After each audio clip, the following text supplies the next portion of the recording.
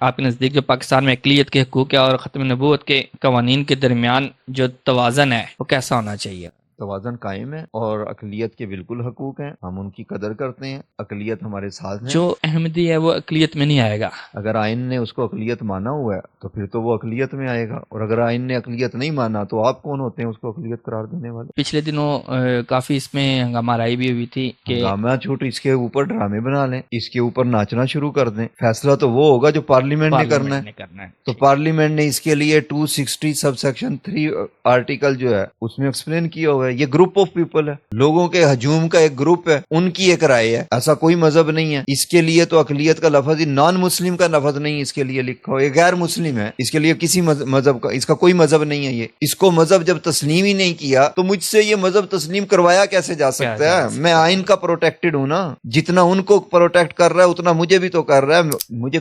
میرے ساتھ تو کرسچینٹی کو کوئی پرابلم نہیں ہے، ہمارے تو ٹیم ممبر ہیں کرسچین، میرے لیے قابل احترام ہے، وہ میرے شہری ہیں، میرے بھائی ہیں، میرے لیے ہندو بھی قابل احترام ہے، میرے لیے سکھ بھی قابل احترام ہے۔ لیکن ایک سازشی، ایک جو شرارتی ہے، اس کو میں نہیں اس کے ساتھ تعلق رکھتا ہوں جب تک وہ اس آئین، اس کو جو آئین کہہ رہا ہے وہ میں کہہ رہا ہوں۔ آپ نے سنا ہے امتناع سکھ آرڈیننس، امتناع عیسائیت آرڈیننس، امتناع ہندو آرڈیننس؟ کیوں نہیں ہے یہ؟ اس کا مطلب ہے کہ وہاں کوئی چیز ایسی نہیں ہے۔ لیکن امتناع قادیانیت آرڈیننس ہے، کیوں؟ کیونکہ یہ شرارتی ہیں، یہ ہر مسلمان کو جا کے چھیڑتے ہیں۔ بالکل۔ اس چھیڑنے سے روکنے کے لیے وہ امتناع قادیانیت ہے کہ آپ کو چھیڑنے کی اجازت نہیں ہے، آپ کو قانون کے مطابق رہنے کی اجازت ہے۔ اجازت ہے۔ آپ قانون کو مانیں، قانون کے تابع رہیں۔